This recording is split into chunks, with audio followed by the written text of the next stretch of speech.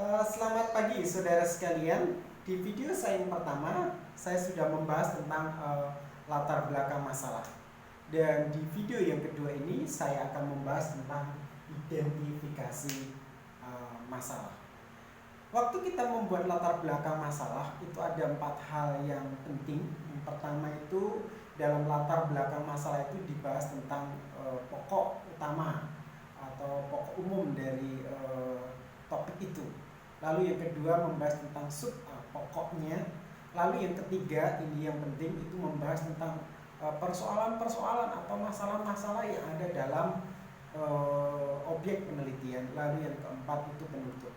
Nah, terkait dengan identifikasi masalah itu sangat terkait dengan yang ketiga tadi, yaitu berbicara tentang persoalan-persoalan atau masalah-masalah apa yang ada di dalam objek penelitian. Nah, itu kaitannya. Nah, kita kembali ke topik identifikasi masalah. Identifikasi masalah itu apa?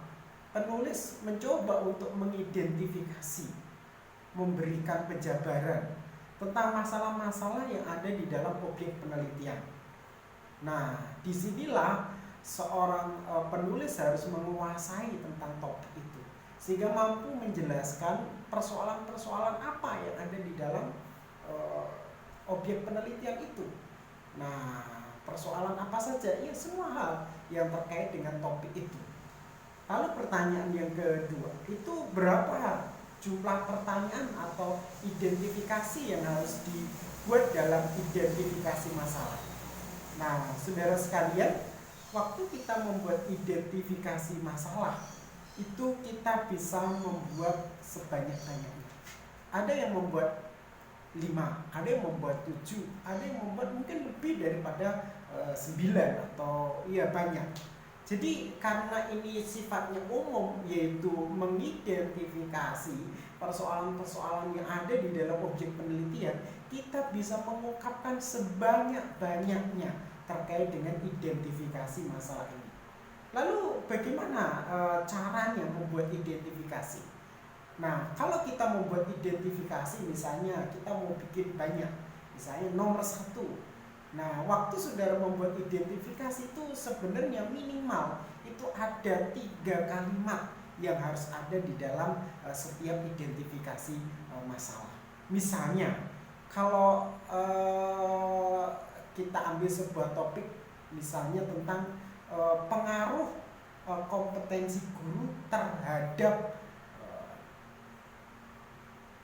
nilai. Nah, misalnya pengaruh kompetensi guru terhadap nilai siswa, atau mungkin bukan nilai, pengaruh kompetensi guru terhadap minat belajar siswa. Nah, jadi kalau topiknya itu pengaruh kompetensi guru terhadap minat belajar siswa, berarti kita bikin identifikasi. Misalnya yang pertama, dalam dunia pendidikan zaman sekarang ini, seorang guru dituntut harus memiliki kompetensi yang baik. Lalu pertanyaannya, apa yang dimaksud dengan kompetensi itu? Nah, itu satu identifikasi. Nah, misalnya identifikasi berikutnya, seorang guru harus bisa menjelaskan materi pelajaran dengan baik, supaya materi itu bisa diterima oleh siswa. Nah, sejauh mana guru mampu menjelaskan materi? Ya, itu misalnya. Mungkin identifikasi lainnya, seorang guru yang baik harus mampu menjelaskan sehingga materi pelajarannya itu sangat menarik. Nah, karena materi pelajarannya sangat menarik, maka akan menimbulkan minat seorang murid untuk boleh saya bilang itu menerima itu. Apa yang dimaksud dengan minat belajar? Misalnya seperti itu. Jadi saudara sekalian, kalau kita bikin identifikasi, kita mencoba untuk mengidentifikasi sebenarnya persoalan-persoalan apa yang ada di dalam konteks. Misalnya, banyak murid mengantuk saat guru menjelaskan. Mereka merasa apa yang dijelaskan guru itu tidak menarik, sehingga tidak memiliki minat untuk belajar. Apa yang dimaksud dengan minat belajar, misalnya seperti itu. Jadi saudara sekalian, identifikasi itu banyak. Nah, bisa banyak seperti itu contohnya.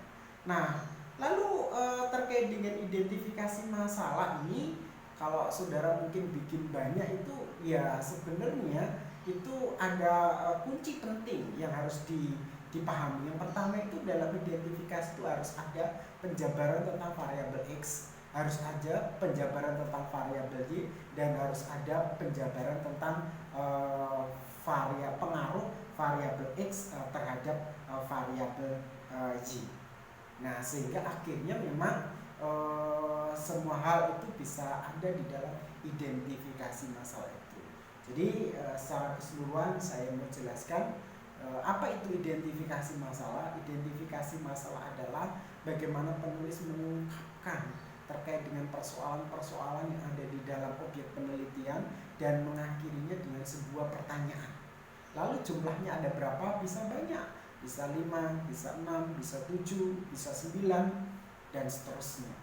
Bisa banyak. Lalu kira-kira apa saja yang harus ada di dalam identifikasi? Yang pastinya yang pertama penjabaran tentang variabel X, penjabaran tentang variabel Y, dan juga penjabaran tentang pengaruh variabel X terhadap variabel Y.